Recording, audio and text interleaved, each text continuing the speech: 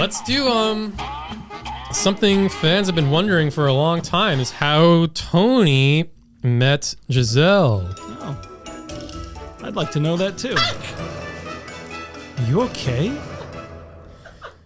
I think we're really up to the pillow talk segment of the slumber party. Wait, what's going on? You have a mint inside your burqa?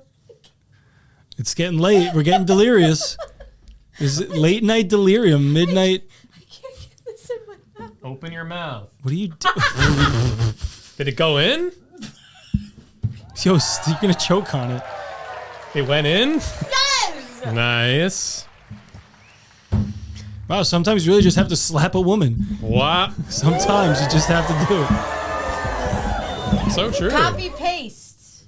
But let's get to something everyone's been wondering. This is kind of the intimate pillow talk segment of the slumber party. How did I meet Giselle? What, another good comment? Yeah. Speculations on how we met. Let's see. And let's see if it's correct. Pull it up, Derek. Well, which one? Keep going, keep going. The long one. Which There you go. Stevie J. Stevie J, are you in Texas also? He told us where he was last time. So this theory says Tony was freestyle rapping on the subway and Giselle was riding the train to get her fourth abortion. When she saw Tony, it was love at first sight, and then she decided to keep the baby. And here we are today. And Dirk was born. And Dirk was born. You're a baby? You're a baby. No, but this was a long time ago. You guys are old. Giselle aborted so many kids she doesn't even recognize her own one born son. Mother? This is really difficult. Well, let's tell this story. Fine. So, the story of how I met Giselle. This is 100% true. This was several years ago. I was actually at a gas station. I pulled up to the gas pump, and Giselle, this golden-locked, blonde-haired girl with a beanie, came up to my car and started pumping my gas. And I thought she was just like a kind citizen doing me a favor, pumping my gas for me. But it turns out she actually worked at the gas station because she's Mexican. And she thought I didn't know how to pump gas, right? Right. Which is wrong. That's confirmed. Low T. Low T. Well, I mean, the thing is, I don't know how to pump gas because I'm above that kind of thing. And you're low T. Yeah, it could be seen that way. Or maybe if the United States didn't withdraw from Afghanistan and Iraq so hastily, I would have a better appreciation for oil and gas. We were only there for like 20 or so years. Anyway, Giselle was pumping my gas for me, and I did what I usually do. I was smoking a Rothschild cigar. I don't have one on me right now, but whenever my gas gets pumped, I like to unwind with a power move, smoking a cigar at the pump. And Giselle, as the worker there, was yelling at me. She's like, "Stop, this is illegal."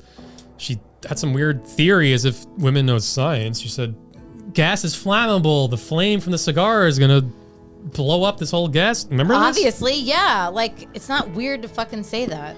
Well, the thing is, I didn't think you knew science. She's seen Zoolander. I never saw it. Oh my god. But number one, you weren't wearing a bow tie. Low T. So I didn't think you knew science. So True. I eventually ashed my cigar on the ground, and it turns out Giselle was actually right. The flame from the gas, from my cigar, lit the gas on the ground. It traveled all the way to Giselle's foot, ran up her leg, and she was engulfed in flames. Right. Remember that? You think? People actually think she's dark-skinned because she's Mexican. I think she's dark-skinned because of that third-degree burns you got that night. Right.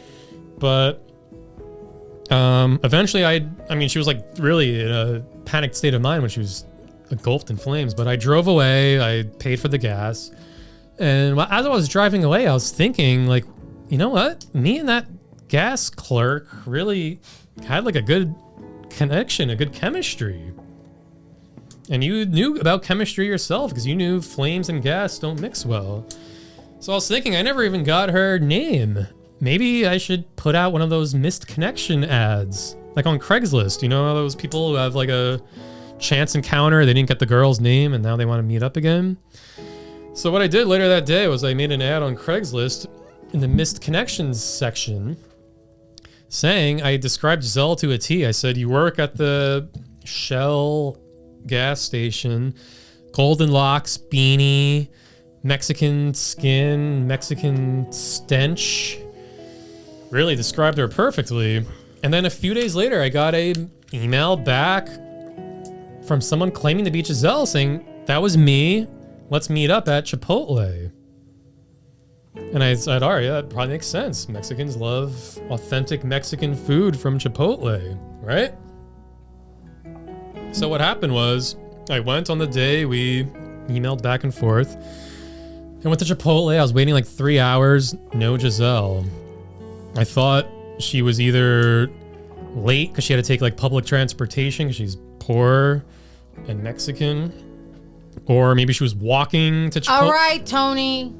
I thought maybe you were walking there like Jared from Subway because you were fat at the time. Remember that? Fatter. So I waited like 3 hours. Are you gonna really tell them the whole story? Yeah. Oh my God. I walked back to my car. So I waited 3 hours. She didn't show up. I said, all right, I'm getting stood up. I probably didn't nag well enough in the emails. And then on my way back, walking through the parking lot, I got bonked on the head and was knocked out. When I finally came to, I woke up in the trunk of a car. And eventually I was dragged into a basement of these crime lords. And it turns out Giselle was actually wanted in like the criminal underbelly of New York City. And what I found out what happened was they tied me to a chair, they were beating me, and I learned that Giselle was actually wanted in this criminal underbelly of Manhattan. Okay, you don't have to tell the whole story. Let's move it along here. Well, I mean, everyone's been wondering this for months. I know, but you don't have to air out all my fucking business. Well, it's important. People like to get that parasocial You're gonna put relationship. these people to sleep. Well, it's the slumber part. This is the part. We're pillow talking right now. I'm spilling my heart out on how we met. So what happened was they kidnapped me. It turns out this criminal underground was actually a Jewish mafia. And it turns out Giselle, Doesn't exist. you could tell us about this, yeah, but you actually were married, used to be married to Meyer Lansky's son, the head of the Jewish mafia. Did anyone fans know that Giselle used to be married? All right, you don't have to fucking tell everybody I was divorced. Yeah. Yeah, but this is what I learned was they actually, the Oh, Jewish... you're so cool, Tony. You've never been divorced. You're so cool. Being divorced is cool. I only just learned how to pick up women from Lincoln. But what happened was this Jewish mob actually pretended to be Giselle on Craigslist. They recognized my spot-on description of her hair, her skin, her stench. And they wanted to actually kidnap me as a way to getting to Giselle because Meyer Lansky's son, your ex-husband, wanted you back, but you kind of dipped on him. Is there a reason you got divorced? You never actually told me that. What's the reason? Tony, I told you a million times. What? Nothing. Tell the audience. No. Why did you... I didn't realize we were going to talk about my divorce. Well, why did you divorce your ex? Isn't it obvious? He was Jewish? Oh, Tony. So they were beating me. They were saying, where the hell's Giselle? They were spanking me. They gave me a circumcision, as the Moyles tend to do with this giant Jewish katana. What are those called, Dirk? I'm not in that world anymore. Yeah, I don't know. But anyway, a few minutes later, they bring Giselle in tied to a chair too. Remember this? And then they started beating you. Remember we were in that basement together? Yeah, this is making me really sad. I don't know why you're telling everybody everything. But they were beating the two of us tied to the chair, and I was trying to show you some remorse because I said, finally, here's this girl I was trying to get in connection with. And I was yelling at the Jews beating. I was like, stop it. Don't you see? Like, you still have those third-degree burns from when I lit you on fire by accident. Yeah, I know. And I was saying, come on, don't you see she's burned just like your relatives were in the Holocaust? Jesus. No, but this is what I said. And then there was a hushed silence. And I thought, oh my God, thank God I finally got through to them.